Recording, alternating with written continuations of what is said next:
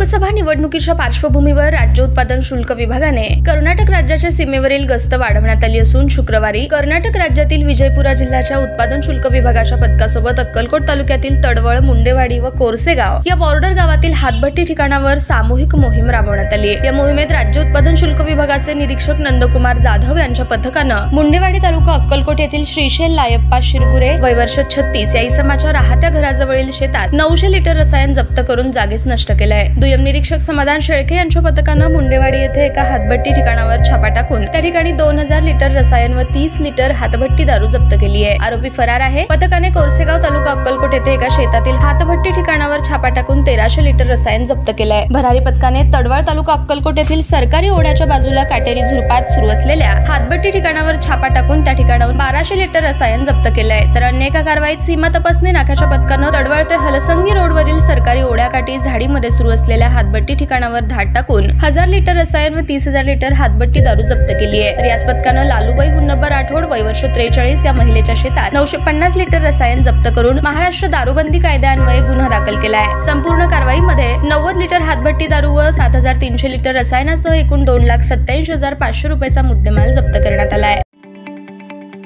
ताज्या बातम्या पाहण्यासाठी प्राईम महाराष्ट्र न्यूज चॅनलला सबस्क्राईब करा।